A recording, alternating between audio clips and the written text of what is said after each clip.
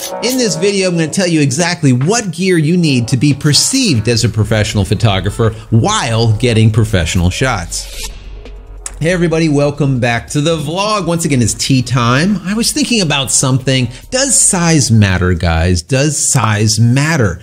And the short answer to that is yes. As of today, size still matters. So what do I mean by that? Basically, your camera equipment. The first thing that people look at is your camera equipment, all right? And then they look at you. Now, before I get into it, I'm going to tell you in this video, like I said, exactly what gear I use to not only be perceived as a professional photographer, but also to get professional shots. At the end of the video, I'm going to give you a whole list of the different items that I talk about. I'm not being sponsored by any of these items. This is basically this stuff that I use, and I know it works because I've been doing it for 20 plus years. Now, before I get into it, I want to tell you a little bit of a story that happened 2-3 years ago now, and it is important, and you'll understand why. Now, for many years, I was shooting Mar-a-Lago. Mar-a-Lago is Donald Trump's home, okay? And I would shoot events there. It could be gala events, it might be a fashion show, or whatever the case might be. It's literally right up the street from me. This is before Donald was the president. Now, during one of the fashion shows that I shot, I arrived 2 hours early, about an hour and a half to 2 hours early. I always do this to make sure that I know exactly where I'm going to be, the tripod's going to be, external flashes, assistants, whatever. Right? So I'm there and I'm wandering around taking what I would call B-roll. I usually do this for Instagram, or if I'm going to do it for my back-end portfolio, and I'll come in and I'll use like this, the Canon S120. Great little camera for doing HD video, 1080p, as well as some photos. Not bad. And it's good for me just to be able to walk around, take a look at what light looks like, and get those B-roll shots. Well, I was in the back and I'm taking pictures and I'm seeing where everything's going to be. And one of the main guys come up to me, "Excuse me, sir, you cannot be back here." So I'm like, okay, you know what? I'm going to leave and come back. So what I did was go out to the back, get my gear, my duffel bag and all the rest of the stuff, and my camera, and I walked back in. Now, mind you, I'm in my blacks, all right? Nothing has changed. The only thing that's changed is instead of just carrying this inside there, I was carrying this, my event rig. All right, it's a 5D with a bunch of stuff on here, a bracket, blah, blah, blah. This is what I use for doing events or for doing fashion runway stuff that I need to be moving around, all right? So this is the gear. I walk in there. Now, like I said, holding that instead of this. And immediately, remember, I didn't change. Immediately, the guy's like, "Hey, come on into the back. They're waiting for you." Really? Swear to God, guys. Come into the back. They're waiting for you. Now, of course, they were, because I was supposed to do some behind-the-scenes stuff with the girls getting ready. It was actually an Escada fashion show that was going on. But it just goes to show you that size does matter. All right. People perceive you by the gear that you're holding. It's a horrible thing, but that's just human nature. That's just the way humans are, right? Humans just do that, right? We look at people and we judge a book by its cover. Just recently in the comments, I had a guy say, "How can I take you seriously? You're wearing a Superman shirt."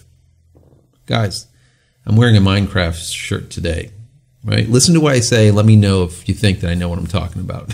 Anyways, so let me start out with some of the equipment that we use and that you can also use to not only be perceived as that professional photographer, but also to take professional shots, and why this gear is important. So let me start out with a battery grip. Now, a battery grip is important. Number one, instead of the camera looking like this, okay, the camera now looks like this. A little bit more professional, not like so dinky, a little bit more pro, right? Larger body. Still old Canon camera, doesn't really matter, but with the grip, it looks a little bit more pro. Now, the battery grip not only gives you probably about double the amount of shots because you can have 2 batteries in it instead of only 1, but also it allows you to go from landscape to portrait mode, and now you also have buttons to be able to have controls where they should be. So you can take the shots like this and make your adjustments back here instead of having to be like this. How many people you see like this all the time, right? You just move your hand this way, and now everything is easy. All right? Battery grip. Not that expensive, but it does the trick. So not only, like I said, is it adds more controls, it gives you double the amount of exposures, but looks more professional. All right? So that's number one. Number two is flash, external flash. Obviously, if you're going to use a flash on the top of your camera and take a picture, it's going to look like trash. Okay? That's just the way it is. Now, the first thing you want to do is try to get your flash off the camera. The best way to do it is to grab an external flash. And now you're able to take that flash and now mount it to your camera body. And we have something that looks a little bit larger, right? A little bit bigger, a little bit more girthy.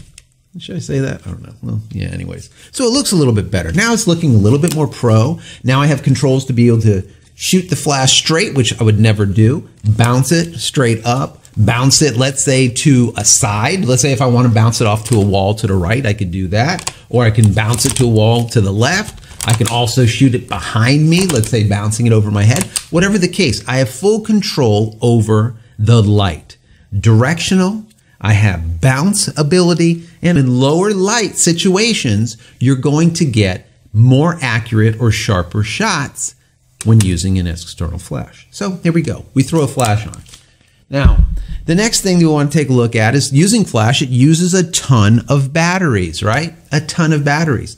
Those 4 AA's that are inside this flash, they'll go quick, very, very quick when you're dropping full load shots or 3/4 or even half load shots. So we could use something like this, an external battery pack. Now this will, once again, double the amount of exposures that we can do using the same amount of flash. So let's say having our flash set to half power and we can get, let's call it 100 shots.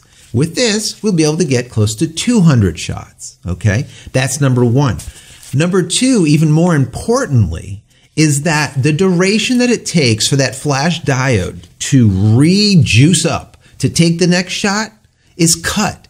So that means that instead of it taking maybe 2 seconds in between flash shots, it will only take 1 second. Or let's say 1 second, it might only take 1/4 of a second before you can drop another full load flash over and over and over. This is fantastic for that. How many times have you taken flash photography, flash pictures, and you notice that like every 4th shot is black, right? The reason being is the flash couldn't recharge fast enough to take the next shot. This solves that problem. Fantastic investment. Not that expensive? Awesome. And last but not least is a camera bracket. So not only is it large and chunky and it looks very pro, but it allows you to keep your flash in one position. This takes one variable out of the mix. So if you're pointing your flash, let's say at the ceiling like this, and you're in landscape mode, well, that's fine. Well, if you had this connected to the camera and you went to vertical mode, now look where your flash is, right? You don't want that. So with a flash bracket, we can just simply rotate the camera, and now we're in vertical or portrait mode, all right? And the flash hasn't moved. So like I said, you take one variable out of the mix. You end up with better images. Like I said, this looks very pro, but it's very useful. Also, as you can see, I have this handle here. Mine's all wrapped up with tape because I need the grip, the added grip to it, but look at this. This probably weighs about 8 pounds. But holding it like this is a lot easier than holding it like this, all right?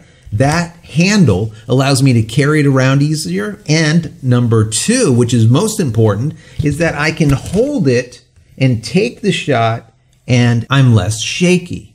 And that is very important for crystal clear images, right? Sharp shots. Once again, being able to rotate that camera is really effective. So guys, that is the gear that I use. Now, like I said, I've been using this type of gear for close to 20 years, and it just simply works. I'm not being sponsored by any of this equipment. I'm just telling you what I use, and I think that it should help you not only be perceived as a professional, but also allow you to create professional shots. Anyways, guys, I'm going to leave a link to a lot of this equipment in the description area as well as in the comment area. If there's something that you like, go check that out. I'll probably just leave like an Amazon link or something. And that's really about it, guys. I hope you enjoyed this content as always. If you did, please throw me a big thumbs up. That would be stellar. Don't forget to smash that subscribe button so you can get all my content when it becomes available, and click the bell icon so when it is available, you will be notified of it. And finally, head over to my website, JCristina.com, where you can find all of my photography tools that I've invented for you and me over the years, and hopefully there's something there that you might like. And if there is, please pick it up and support me. That's it, guys. Happy shooting. We'll see you in the next vlog. Take care.